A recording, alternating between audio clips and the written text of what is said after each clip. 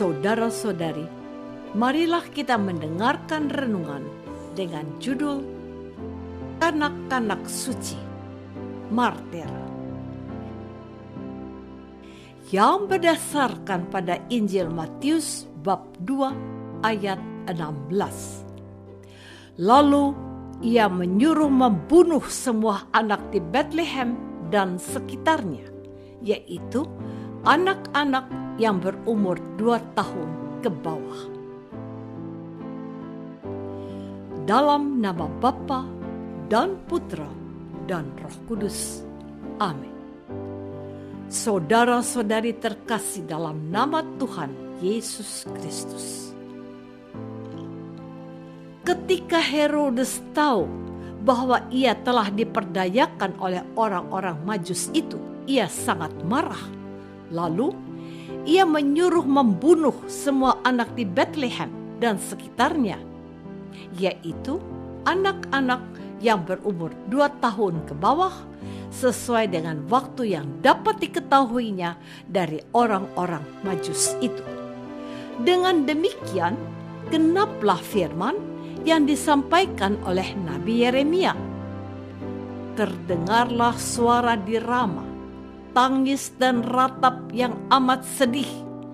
Rahel menangisi anak-anaknya, dan ia tidak mau dihibur, sebab mereka tidak ada lagi. Malaikat Tuhan nampak dalam mimpi Yusuf dengan maksud agar kanak-kanak Yesus dibawa mengungsi ke Mesir. Allah mengetahui apa yang akan dilakukan oleh Herodes, membunuh anak-anak berusia di bawah 2 tahun. Nafsu berkuasa dan tidak mau disaingi membuatnya kalap, melenyapkan semua yang mungkin akan bisa menyainginya.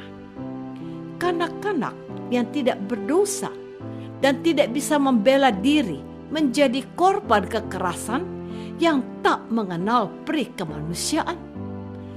Allah mengganjari mereka, menjadikan mereka pembela iman, pengganti hidup kanak-kanak Yesus. Sebagai martir, mereka mendapatkan keselamatan dan kebahagiaan abadi di surga. Pembunuhan, apalagi terhadap bayi, merupakan tindakan keji yang melanggar semua aturan dan hukum di manapun. Saudara-saudari terkasih, kita heningkan cipta. Kanak-kanak sudah menjadi pahlawan, menjadi martir karena pembunuhan yang keji dari yang sedang berkuasa. Inilah teror yang ditebar untuk mempertahankan kekuasaan. Namun, darah kanak-kanak itu tidak sia-sia. Selanjutnya, malah menyuburkan perkembangan iman banyak orang. Mulai saat ini, marilah kita berusaha untuk memperhatikan kepentingan anak-anak sehingga perkembangan mereka tidak terganggu. Allah Bapa yang penuh belas kasih, sudilah kiranya Engkau menghindarkan anak-anak menjadi korban kekerasan di masa ini, dimanapun, agar dapat bertumbuh sesuai kehendak-Mu. Saudara-saudari terkasih, keluarga kudus Nazaret, Yusuf, Maria, dan Yesus harus buru-buru mengungsi ke Mesir. Herodes tidak rela bahwa lahir seorang bayi akan menjadi raja Israel yang akan merebut tahtanya. Kanak-kanak Yesus harus dienyahkan, tetapi karena gagal menemukannya, Herodes memerintahkan semua bayi laki-laki yang berumur di bawah 2 tahun di Bethlehem dan sekitarnya dibunuh. Kanak-kanak yang tidak berdosa dan tidak bersalah itu menjadi korban. Kanak-kanak yang tidak berdosa itu menderita sengsara karena kekejaman dan mabuk kuasa Herodes. tetapi dengan darah mereka. Karena itu mengalami pula pembasuhan oleh darah Yesus, yang di kemudian hari akan ditumpahkan di kayu salib. Sebab untuk hidup suci dan bersatu sempurna dengan Allah, serta hidup dalam cahayanya, manusia membutuhkan penyucian dari segala dosa dengan darah termulia Yesus. Saudara-saudari terkasih, pada pesta kanak-kanak suci ini, kita diingatkan begitu banyak anak yang menjadi korban kepentingan sesat. Anak-anak dalam kenyataannya menjadi makhluk yang lemah dan tak berdaya. Mereka tidak diperhitungkan dan menjadi pihak yang paling mudah dikalahkan dan dikorbankan. Hal demikian juga berlaku bagi anak-anak yang masih dalam kandungan.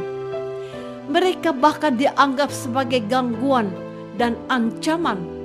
Karena itu orang yang picik akan membinasakannya. Demikianlah juga sudah terjadi pada saat kelahiran Yesus. Orang kehilangan akal sehatnya dan melakukan tindakan keji demi mempertahankan kekuasaan. Semua anak di Bethlehem dan sekitarnya dicari dan dibunuh secara keji.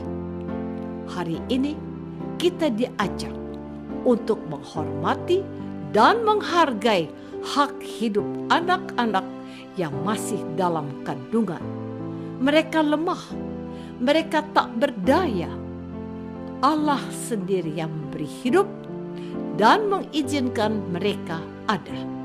Karena itu, tidak ada alasan untuk menolak kehadirannya.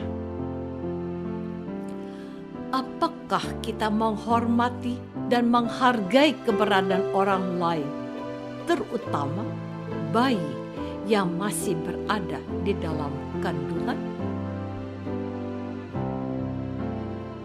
Marilah kita berdoa.